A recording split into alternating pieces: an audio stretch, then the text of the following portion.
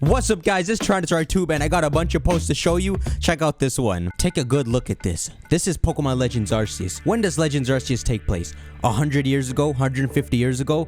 Look what happens when you're in Kogita's room. She got an ominous purple book. I remember looking at this book. Of course, we wouldn't know its meaning back then, and it's not for sure that that's the Violet book, but that looked like the Violet book. Just what would that mean? Technically, if Heat's time was 200 years ago, Kogita could actually be holding one of Heat's books. If it is, let's say it is Heat's book, why would it be specifically the Violet book? There's something really odd in this game where only one of the two books are written, but knowledge of the other version's Pokemon still exists in the form of some occult magazine. I can't get into it now, but when you look at the occult magazine, it almost seems like it was written by people who aren't Heat's team, who also saw the Paradox Pokemon. People who saw the future Mons in Pokemon Scarlet almost, and the people who saw the past Mons in Pokemon Violet. So if she has specifically the Violet book and no one has been able to find a red book, it makes you wonder if maybe both books were written. Now, we don't know the full story of Scarlet and Violet, but she wouldn't even know the creatures are real. She probably just enjoys the tale. Maybe the DLC will give us the reason for this. Here's another thing. So you know in Scarlet and Violet, after you beat the game, Jack tells you there's some Black Tera raids happening. It's really never explained what the Black Tera Crystals are. These crystals are what give you the 7-star raids. Right now it's a Greninja. They're the strongest raid Pokemon and they have the mightiest mark. On their site, they're kind of just described as a gimmick to fighting these strong bosses, but it makes you wonder. Look at this thing. You go down to areas where everything is so colorful. Does this have a lore purpose? We know normal Tera Crystals are so bright, but somehow when you compact them so strongly and you get the super strong Pokemon hiding inside it, it turns black. Could it be that they'd expand on this in the DLC, and when you find the third legendary, maybe its initial form is this bright creature, but when you really push it, it has a second, more stronger form where it's condensed all its energy and now it's this black crystal Pokemon. It's weird that their site mentions nothing about it lore-wise. But if that's not the case, maybe it has no purpose here but to just give us some post-game battles. So it's kind of funny. While talking about Atlantis, a lot of people are sending me this image, which looks kind of crazy. It's this thing that looks like it's sinking in. It's got the confidential symbol. The context would be it's like a leaked document from Pokemon about their DLC, maybe explaining Atlantis or something. And I'm here to tell you, this image is actually real. It's a real image. But maybe you don't recognize it. It is the Lake of the Sun and Moon in Alola. This is where you take Cosmoem to and it evolves in the cutscene. Funny enough, they don't actually explain what the purpose of this altar is in Sun and Moon. Maybe we gotta wait for the games to be remade. But yeah, going back to this, if Atlantis even has a tiny chance of being real, this is the kind of visual you would imagine at the top of the crater, where it's completely filled with water. There used to be this city, and now you go there and it's just no water left, no city, but maybe just faint signs of humans that used to live there. Moving on, here's a post that speculates about Paradox, Suicune, and Virizion. We think they would have an ability like Photosynthesis and Quark Drive, but what if they have the opposite? It's the idea that maybe Paradox, Suicune, and Virizion would counter Koraidon and Miraidon by having Drizzle for Suicune and Psychic or Grassy Terrain for Virizion. Now, why they would counter Koraidon and Miraidon? It can work two ways. To me, Koraidon and Miraidon function as the leaders because they can summon the condition that makes their Pokemon benefit. But what if there's different places in the time period? What if the Pokemon they took from the future are all in the Quark Drive family? And just because Miraidon is their leader doesn't mean there aren't other groups. Like, what if Virizion was the leader of its own group with Pokemon that benefit from the psychic terrain? Or Suicune was the leader of its own group that benefited from the rain? But that's pushing it a bit because the point is simple. Back then, tropical weather, sun. In the future, everything's electric. So forgetting the leader thing, at the least, it'd be interesting if Suicune and Virizion, for some reason, just counter Koraidon and Miraidon. You know, the weirdest thing would be if Suicune, well, let's just call him Raikou, comes out and sends out the electric terrain, and Virizion sends out the drought. You know, I think that'd be kind of sick. Because, you know, grass types benefit from the drought. They like it.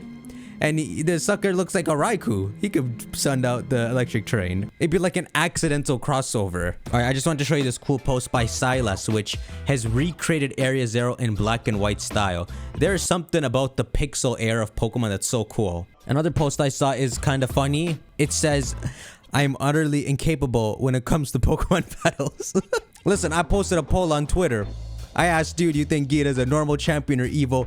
The results were so close, but wait for that DLC. Another funny thing is Pokemon posting an official tweet, but they hid Tatsugiri with Clodsire.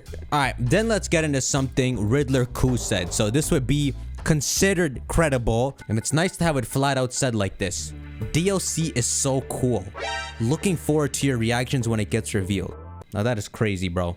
Now, I'm sure the sucker was just drunk on Chinese New Year, so he just tweeted this. And then well done to Centra for making a great summary of the tweet.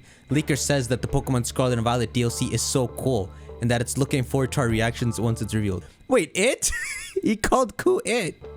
Sucker, you canceled. You can't do that. Alright, this is crazy because finally he's flat out said DLC. Now, Khu said a couple things in hinting to this DLC. He's shown the 3 hearts, where we have a purple heart, a red heart, and then a mysterious yellowish heart. That might have something to do with the DLC, which some people think might even be a 3rd book, but we can't really get into that right now. What would even be the purpose of a 3rd book? We haven't even figured out how the 2 books fit in the same timeline. A 3rd book? What is it? Someone writing about the current time? It's a biography? Then we had Khu talking about PS and PV, which is Suicune and Virizion, these Pokemon here being real Pokemon.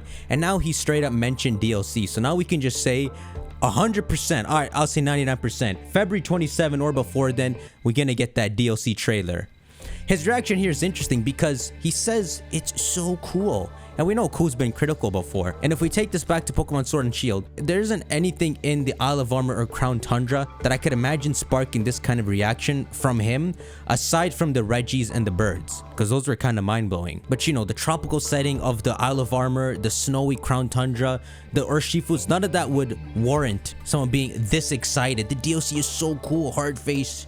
Looking forward to reactions. At the bare minimum, I'm putting this at having cool new Pokemon like the Reggies and birds. And look how he says looking forward to reactions when it gets revealed. So not even the DLC itself, but that initial trailer should have some punch to it that makes him say this DLC is so cool. Now, even though Game Freak is on their train of not spoiling stuff in their trailers, because this is a DLC and it'll probably be a little harder to get people to buy it than the normal games, I'm sure they'll pull the same thing they did in their Sword and Shield DLC reveal, where they just show us a bunch of new Pokemon, which is kind of weird. Now, they literally showed us all the new Pokemon in that first trailer. Every new Gigantamax, every new Legendary, even the Urshifus. Actually, the only 2 things they didn't show were the 2 horses. Even Calyrex is shown. So you never know, maybe this trailer, if it's like 2 minutes long, it'll show us going through the left door, show us the 2 Paradox Legendaries, like a concealed image of the 3rd Legendary, and then some hints about what story would unfold in it, and probably introduce a new location that we'd be going to in it. In terms of new locations, there's been a couple cool ideas going around. Here's one. Pure speculation about the Scarlet and Violet DLC, but what if one of the DLC packs takes place far from Paldea?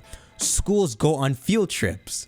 That sounds perfect. It absolutely should make the DLC us going on a field trip. Not only does it force the cast to get back together to do something, but it's kind of satisfying. Like, imagine it was a remote island. All your homeroom teachers would be there. All the students would be there, maybe in different outfits. Team freaking Star would be there, probably. So Lumio's post here has an interesting idea. Sometimes in Pokemon, they foreshadow stuff with the backpacker class. I've looked it up online and I can only recall it happening twice. The first one, you know, in X and Y, this backpacker hands you a strange souvenir, and the reason they use the backpacker class is because it indicates he's a traveler. So he's traveling around and he's settled here. So you meet one here, he gives you the strange souvenir, and he says it's not from any of the first 5 generations. We know it's from Alola, so he came from Alola. Here's another backpacker in Black and White who in the English games is speaking French, which is a hint that the next region, Gen 6, would be in France. So yeah, in Scarlet and Violet, there's a backpacker here, and he says, if only there was some Pokemon I could ride over the sea, I could be sitting and sipping something on a sandy beach right now. Now, this entire region is surrounded by sea except for that one corner. So it'd be interesting if, like in Johto, when you have to swim over to Kanto, that when the DLC starts, they tell you, swim this way. That's where the DLC is. Go swim there yourself. And you actually cross the sea and can enter a new location. Sipping something on a sandy beach. Same idea of going on like a field trip to some remote island. Hey yo, we should have a DLC where we dive underneath. Bruh, that would be so sick. Alright, so you go to sea, you dive underneath, and you find a lost city. It doesn't have to be Atlantis. Like, I just want to go into some like lost temple. All right, this is the DLC, right? We're gonna go to this remote island, and it's gonna be a treasure hunt. Oh, we already did that. It's gonna be a scavenger hunt. They're gonna find these freaking bottles with maps in them, and we're gonna hang out with Arvin, Nimona, and Penny, and I guess like Giacomo too for some reason. And we're gonna like uncover the treasures, and it's gonna lead to a legendary. Or at the end, Gita's gonna come and steal the treasure. Or she just comes and like shoots us. She pulls out like a Gen 10 pistol mon. Alright, make sure you guys shank that like button. I got a couple more to show you, but I'll do that in another video. And make sure you guys come back here on February 1st. I got something to show you. See you on the next video. Take care.